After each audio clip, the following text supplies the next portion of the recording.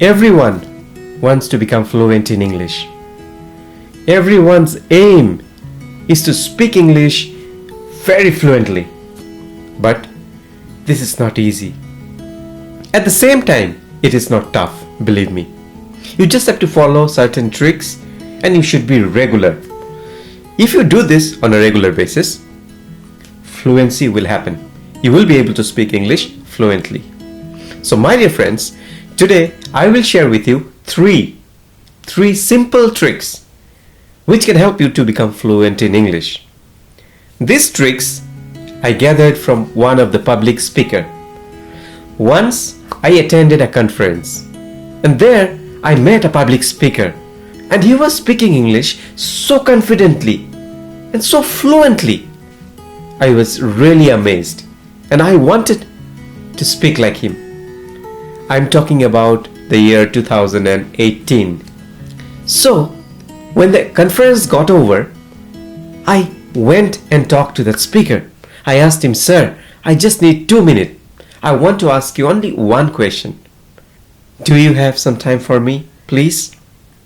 He said, "Yes, ask me." I just asked him, "Sir, give me some tips which will help me to speak English fluently." He smiled and he said, "Okay, sit down, बैठो यहाँ पे." He asked me to sit. He shared with me 3 tricks. Believe me, 3 tricks, and I followed that. And it gave me amazing result. I'm here today in front of you mainly because I followed those 3 tricks. So let me share with you today. So before I start, a small request. If you like this video, please do subscribe. Let's jump into the video with trick number 1. Trick number 1 is that you should not do multitasking. Multitasking is not for someone who wants to become an expert. Multitasking are for those who just want to take everything easily, everything lightly. Many scientists have proved that our brain is designed in such a way where if we do multitasking, we will not be able to achieve our goal on time. However, if we do one thing at a time, it becomes more easy for us to reach that goal in less period of time. Let me give you an example. There were 2 friends, Mr. Joy and Mr. Bright. Mr. Joy, he loves to do everything. He will try to make a new recipe. At the same time, he will listen to some music. If he gets some time for 10-15 minutes, he will watch some videos. He loves to gossip with his friend. And if he gets some time, he will concentrate in his English language. Okay, this is Mr. Joy.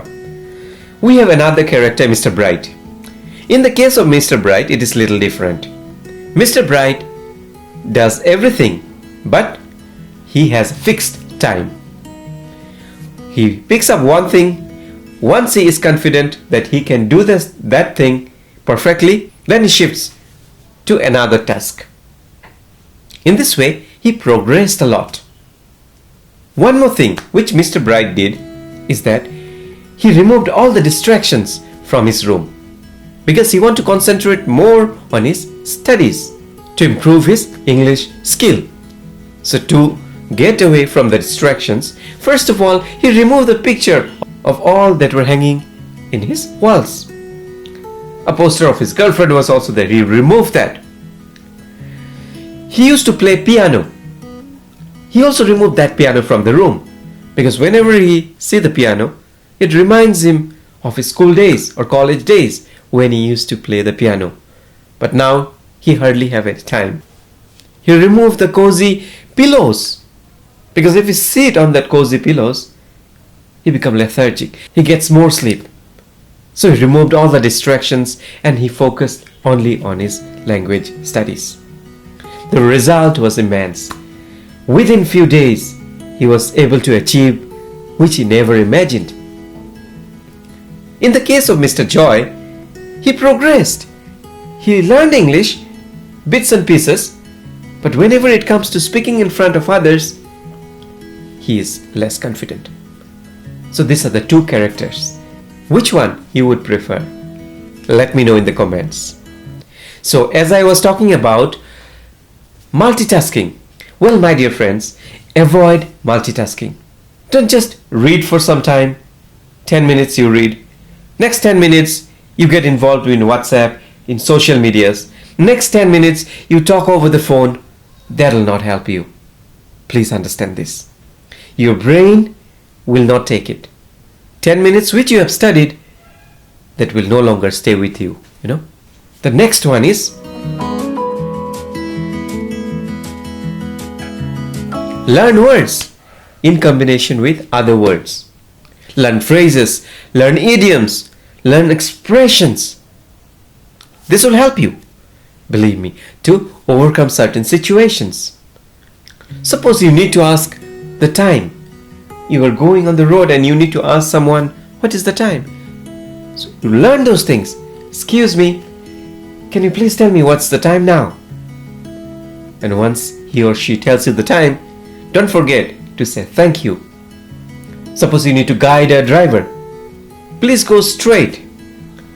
Take the next right. Then the left. And please stop near the third building on the right hand side. If it is raining, suppose you are working somewhere and it is raining and you don't have an umbrella, ask your colleague or someone, can I please borrow the umbrella because it's raining? I will return the same to you tomorrow. If you are waiting for someone's mail or someone's message, you can text him gently. Hey, I have been waiting for your message since long. Please reply. In this way, try to learn sentences, and that will help you in many situations. Now we take the case of housewife. You need to go to PTM. You need to talk to other housewives. You need to talk to the courier person. So many things you are handling. Well, in that case, you need to learn those sentences which is related to your field. Like if you're explaining your morning routine to your friends, you can say, I wake up very early. Usually I prepare breakfast in the morning. Most of the time it's boiled egg and toast. My kids, they go to school, so I have to wake up on time and prepare lunch boxes for them before they leave. Suppose you are a tour guide. Learn those expressions, those sentences related to your field. You are a salesperson.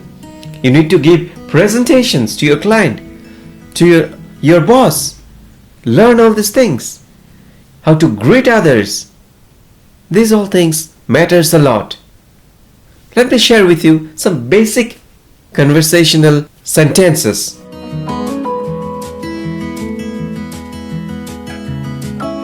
Got it?